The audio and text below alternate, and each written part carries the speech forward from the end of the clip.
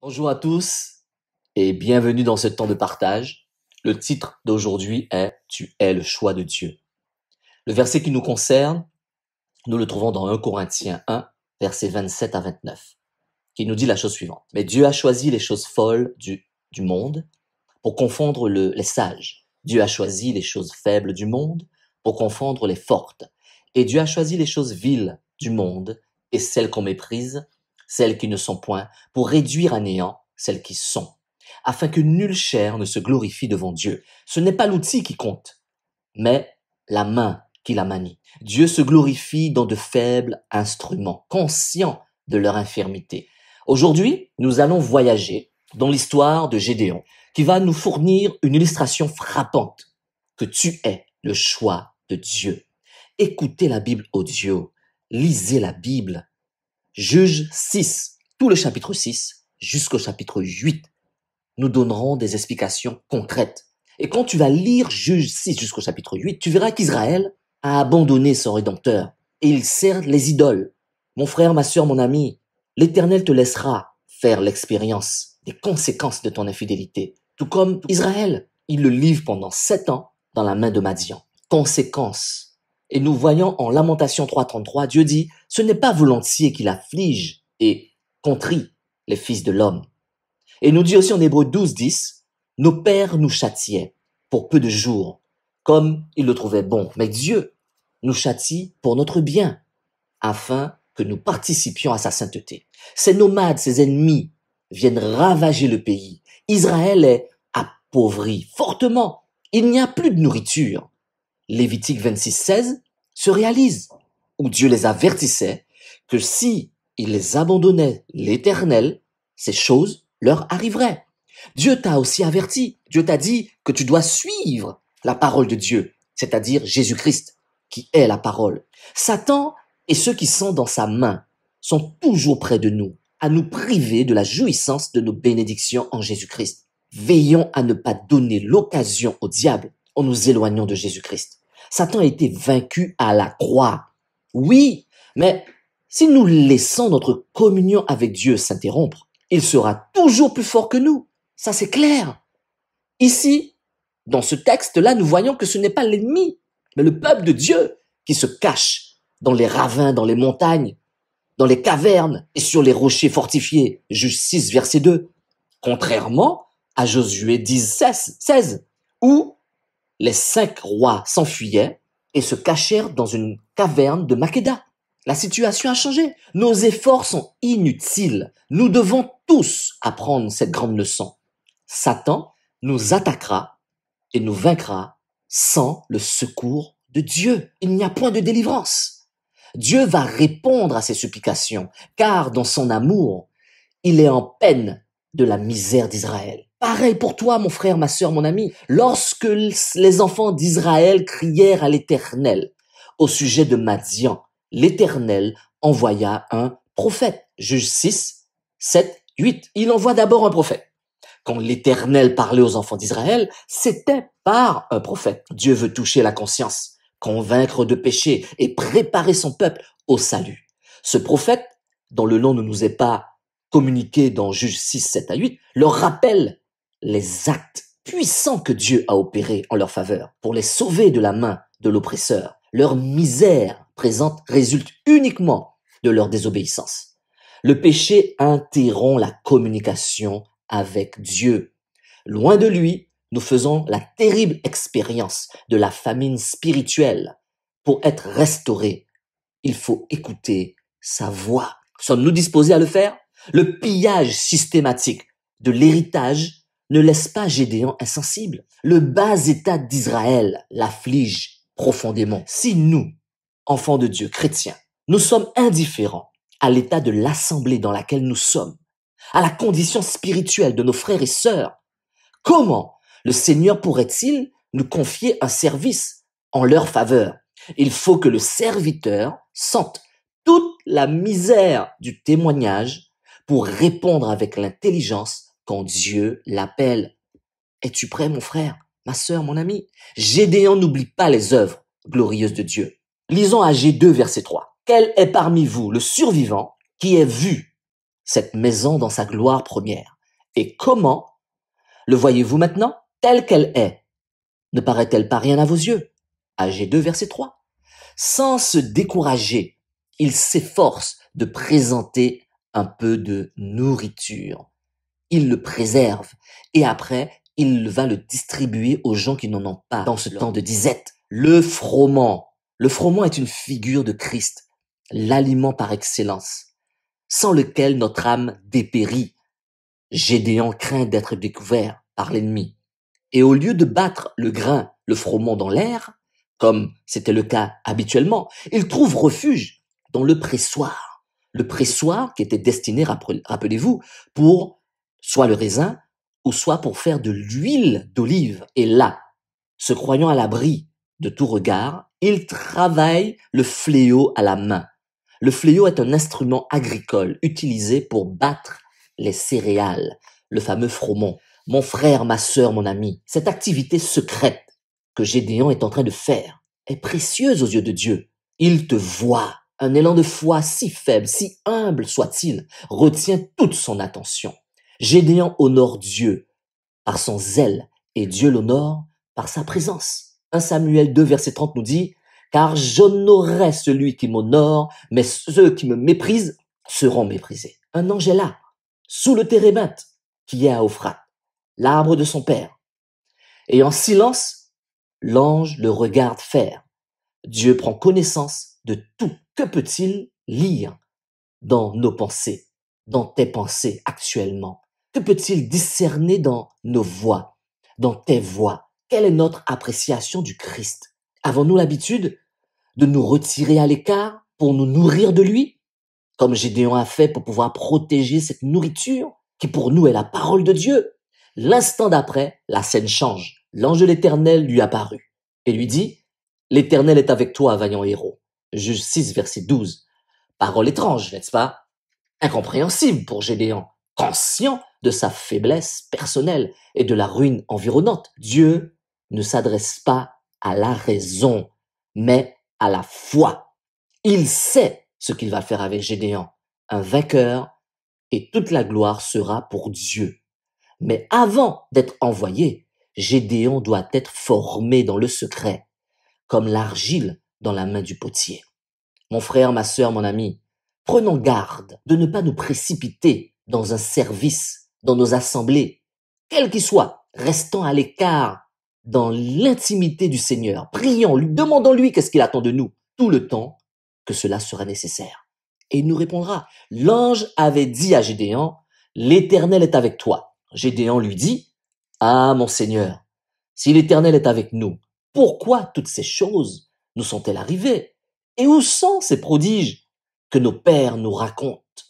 Quand ils disent, l'Éternel ne nous a-t-il pas fait monter hors d'Égypte? Maintenant, l'Éternel nous abandonne et il nous livre entre les mains de Madian. Juge 6, verset 13. Heureuse disposition, comme Paul, comme Moïse qui s'inquiétait pour le peuple. Il s'identifie à ses frères. Il partage les souffrances et la pauvreté liée à leur état misérable. C'est seulement ainsi qu'il pourra leur venir en aide. Si nous aimons le Seigneur, nous serons animés des mêmes sentiments à l'égard des membres du corps de Christ. Lisons 1 Corinthiens 12, versets 25 à 26. Afin qu'il n'y ait pas de division dans le corps, mais que les membres aient également soin les uns des autres, et si un membre souffre, tous les membres souffrent avec lui. Si un membre est honoré, tous les membres se réjouissent avec lui. 1 Corinthiens 12, versets 25 à 26. Des questions longtemps retenues se présentent maintenant sur les lèvres de Gédéon. Il pense que l'Éternel a abandonné son peuple et il se désespère. Mais Dieu ne l'oubliera jamais. Tout comme Gédéon, nous avons des questions. Où sont les miracles des actes des apôtres? Où sont les guérisons? Où sont les boiteux qui se lèvent dans nos églises? Pourquoi cet homme qui est en chaise roulante depuis des années dans notre assemblée n'est toujours pas guéri? Nous avons des questions, mes frères et sœurs. L'Éternel se tourna vers lui et dit, « Va avec cette force que tu as et délivre Israël de la main de Madian. N'est-ce pas moi qui t'envoie? » Juge 6, verset 14. Quelles sont donc les ressources de Gédéon? Est-il comme Saül, plus grand et plus beau que tout le reste du peuple? A-t-il, comme Samson, une force hors du commun? Pouvait-il se prévaloir de capacités intellectuelles exceptionnelles, hors normes? Ou tout simplement d'une place en vue dans sa tribu? Était-il le chef? Non, il n'a rien de tout cela. Et Gédéon lui dit, « Ah, mon Seigneur, avec quoi délivrai-je Israël?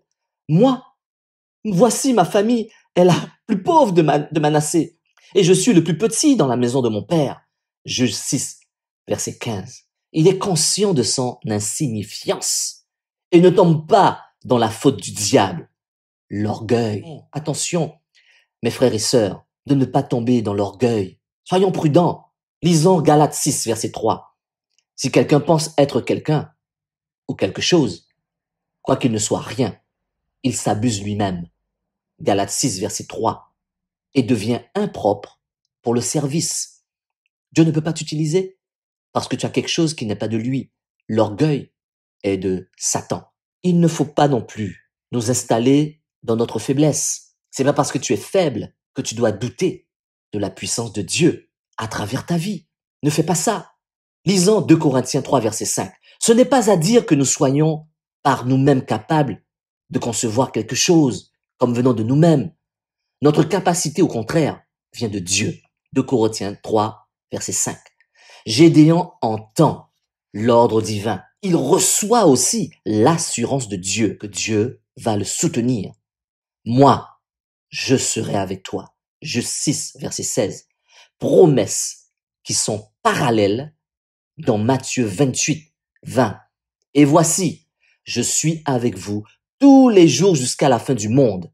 Le crois-tu, mon frère, ma sœur, mon ami? As-tu un doute? Entends-tu l'ordre divin? Reçois-tu l'assurance que Dieu est là pour te soutenir? Si nous sommes libres dans la présence de Dieu, un vrai service peut commencer. Celui de Gédéon ne débute pas contre Madian directement, mais dans la maison paternelle. C'est là que doit se manifester d'abord notre obéissance. Joas, l'Abiézérite, le père de Gédéon, adorait un autre dieu, Baal. Dieu lui dit, renverse l'autel de Baal qui est à ton père et abat le pieu sacré qui est en dessus. Juge 6, verset 25. Gédéon était associé à cette infamie de fait. Même s'il ne faisait rien, il habitait dans la maison. Et comme son père adorait un autre Dieu, étant donné qu'il est fils, il était associé de fait. Alors il obéit à Dieu. Quel compromis faisons-nous avec le monde? Qu'acceptons-nous qu'il n'est pas de Dieu? Nous devons mettre de l'ordre, mon frère, ma sœur, mon ami, dans nos vies. Car Dieu ne pourra pas nous utiliser. Il n'est pas question d'aller combattre ta famille, ton père, ta mère, tes oncles, tes tantes, tes cousins, tes cousines, tes amis. Non, pas du tout. Il est question d'être sincère et franc et de leur parler sincèrement avec la force que tu as. Car nulle créature n'est cachée devant lui, mais tout est à nu et à découvert aux yeux de celui à qui nous devons rendre compte. Hébreux 4, verset 13. Si ce serviteur n'avait pas renversé ses idoles qui étaient chez lui, il aurait été incapable de poursuivre son service. Si, mon frère, ma sœur, mon ami, tu ne fais pas ce qu'il faut faire en fonction de tes relations, tes associations, tes camarades, et que tu ne leur dis pas, même ta famille, ce qui ne va pas et qui est en train de te faire être associé à eux de fait, parce que tu es avec eux, Dieu ne pourra pas poursuivre avec toi sur ce chemin. D'ailleurs, tu constateras que l'Esprit de l'Éternel ne revêt Gédéon qu'après qu'il ait obéi. Celui qui le connaît parfaitement ne lui dit pas « fais cette œuvre de jour ». Il lui laisse le choix. Gédéon l'a fait de nuit, conscient des dangers qu'il court. Petite victoire, certes, dira-t-on bien vite, mais elle en prépare de plus grandes. Détruisons nos idoles autour de nous sans le proclamer, calmement. Parlons en famille, parlons à nos amis, discutons avec eux, détruisant nos idoles. Souvent, nous menons deuil sur notre manque de puissance dans le service du Seigneur. Mais si nous maintenons une idole dans notre cœur ou dans notre maison, comment Dieu pourrait-il nous bénir? Comment, mon frère? Comment, ma sœur? Comment, mon ami? Comprenons la portée pratique de ces mots. renverser, couper, brûler. Ce sont des choses indispensables pour être ensuite en mesure d'offrir. Avec le bois de la serre, Gédéon peut construire un autel. Avec l'arrangement convenable, il a été rendu intelligent. Il connaît mieux la pensée de Dieu. L'un des taureaux offerts sur l'ordre divin avait 7 ans, exactement le temps qu'avait duré l'égarement du peuple. Pendant tout ce temps, l'adoration que Dieu est en droit d'attendre était retenue. Les paroles des hommes d'Israël à Joas, le père de Gédéon, montrent combien leur asservissement aux idoles était grande. Fais sortir ton fils et qu'il meure. Juge 6, verset 30. Et pourtant, la miséricorde divine intervient encore pour délivrer le peuple dans un tel état. Joas, le père de Gédéon, réalise que le faux Dieu qu'il servait depuis si longtemps n'est rien. Il n'a rien fait et il ne fera rien. Et Dieu se sert de lui pour délivrer son serviteur Gédéon. Joas déclare que Baal plaide contre lui car il a démoli son autel. Juge 6, 31. Depuis ce jour-là, Gédéon ne sera aussi appelé Jérubbaal. Juge 6, verset 32. Mon frère, ma sœur, mon ami, quand Dieu travaille, sache que Satan ne reste pas inactif. L'ennemi passe aussitôt le Jourdain. Amélec et les fils de l'Orient se sont joints à Madian. Mais l'Esprit de l'Éternel revêt Gédéon. Il sonne de la trompette, le chauffard, et envoie des messagers dans les tribus voisines. Une grande compagnie se rassemble vers lui. Mais elle devrait être épurée. Une chose est d'être attiré par le zèle et l'énergie d'un serviteur. Une autre, de posséder les qualités spirituelles qui feront de nous aussi des serviteurs fidèles. Avant d'entrer en campagne, Gédéon éprouve à nouveau le besoin de s'assurer du secours divin. Sa foi, quoique réelle, reste faible. Elle réclame encore un appui. Il pourrait s'écrier comme le père de l'enfant malade. Rappelez-vous, en Marc 9, verset 24, « Je crois, viens en aide à mon incrédulité. » Dans sa solitude, Dieu lui donne les signes qu'il demande. Il peut le faire parfois pour nous, pour toi, mon frère, ma sœur et moi. Non pour établir la foi que tu as déjà, mais pour la confirmer. Alors, c'est à la source de Harod que la foi de Gédéon est mise à plus rude épreuve encore. Il ne sent que 32 000 devant cette horde de pillards. Madian, Amalek et tous les fils de l'Orient étaient répandus dans la vallée comme une multitude de sauterelles, et leurs chameaux étaient innombrables comme le sable qui est sur le bord de la mer. Juge 7, verset 12. Mais l'Éternel dit à son serviteur, le peuple qui est avec toi est trop nombreux pour que je livre Madian entre leurs mains, de peur qu'Israël ne se glorifie contre moi, disant, ma main m'a sauvé. Juge 7, verset 2. Publie donc ceci aux oreilles du peuple, que celui qui est craintif et qui a peur s'en retourne et s'éloigne de la montagne de Galahad. 22 000 hommes parmi le peuple s'en retournèrent et il en resta 10 000. Juge 7, verset 3. Il avait quelque chose à perdre au combat. Oui, ces hommes qui sont partis avaient quelque chose à perdre au combat. Pour qu'un serviteur du Seigneur soit plein de courage dans son travail, il ne doit pas être embarrassé par les affaires de la vie. De Timothée 2, verset 4. Combien d'entre nous pouvons dire, comme l'apôtre, je regarde même aussi toute chose comme étant une perte à cause de l'excellence de la connaissance du Christ, Jésus, mon Seigneur. Philippiens 3, 8.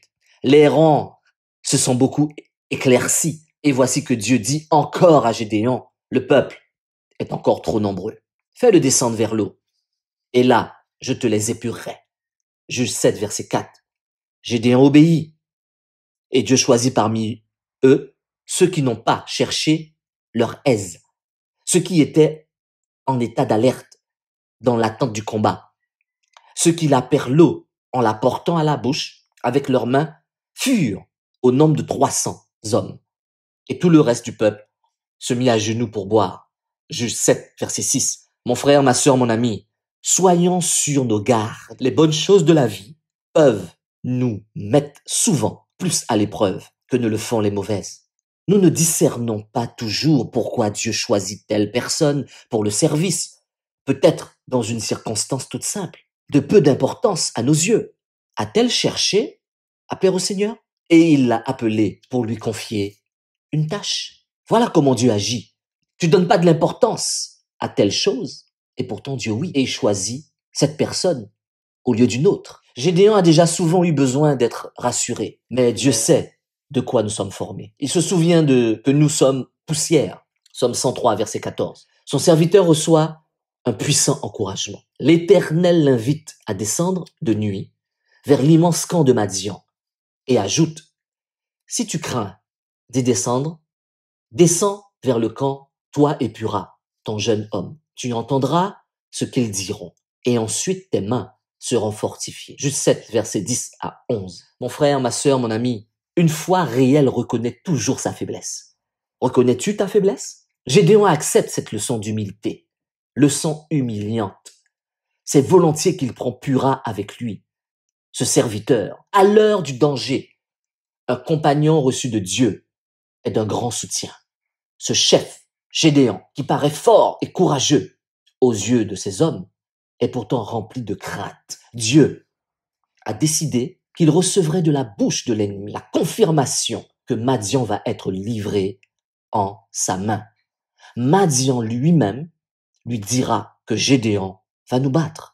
Il entend le songe de son interprétation. Le portrait qui est fait de Gédéon n'est pas de ceux qui flattent la chair. Gédéon est considéré comme cette galette d'orge qui roule et fait tomber la tente de Madian. C'est lui, ce vaillant homme auquel tous s'attendent. C'est par un si faible instrument que Dieu va détruire l'ennemi.